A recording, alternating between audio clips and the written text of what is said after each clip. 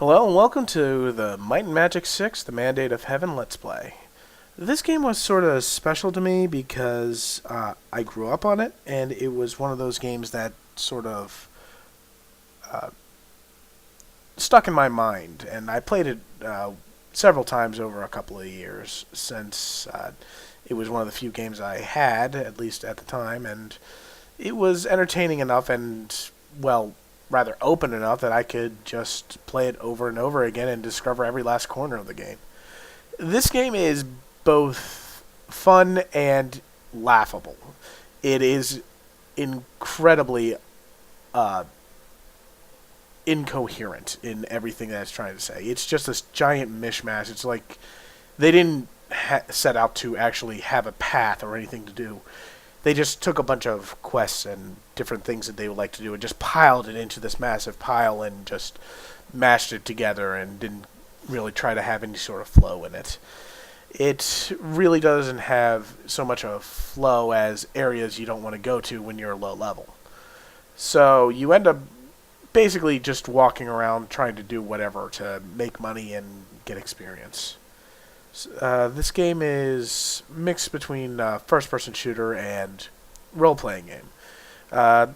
Obviously, the earlier counterpart would be a game like Ultima Underworld, where you start as the Avatar and you see it from this first-person perspective, and that pattern has been done a few times before.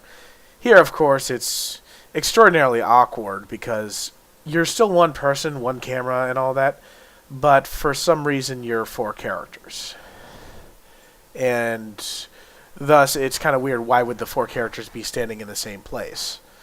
The game also is very funny because the opening cinematic and the title have just about nothing to do with the game.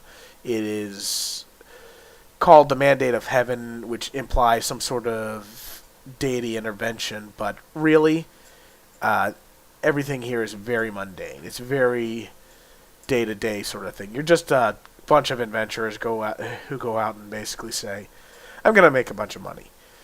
You're not even given a final quest or even hinted at that sort of thing. The game is both fun and laughable in that regard as well.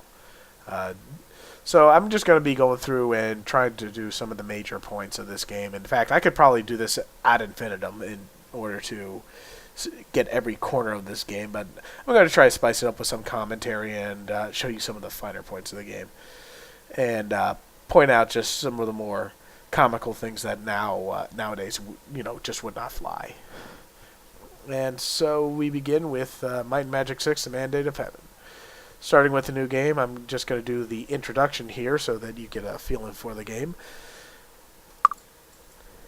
Having cheated death during the night of shooting stars, you find yourself as far from your village of Sweetwater as old Falagar's magic could take you. To get out of warranty 3 years have areas. passed while Falagar imparted what knowledge he could to train you in your chosen professions. Including but the the oldest. time came at last when he could teach you no more, and you have ventured into the world to seek your fame and fortune. On YouTube. Now, a world away from your lost home, you have stumbled across evidence of a terrible conspiracy involving a new religious cult. Hail Xena! 5 letters from King Roland to his wife Catherine, and a letter from the King of the Devils to a wicked traitor named Sulman have turned up in an abandoned goblin camp.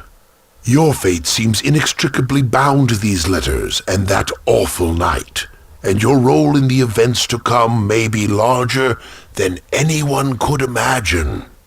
The tools you have are but a small sum of gold, your wits, and a lot of potential. So you're screwed. The roads ahead are infinite, and Hey. all the choices are yours to make. So choose wisely. Good luck. Stop going off script. Anyway, the short of it is that you suddenly have a quest here. For some reason, there's a bunch of... You just picked up a couple of letters from a trader guy who apparently sold you out to the devils, and it turned up on one of your travels in an abandoned goblin camp. That's right. the big massive invasion, this major thing, was found up in an abandoned goblin camp. Yeah. Not really easy to believe. Aside from that, is your basic, oh, look, quest hook. Let's go ahead and try all this stuff out. At this point, I'm going to stop the Let's Play temporarily because the character creation area is going to take its own video. So, until then, keep watching.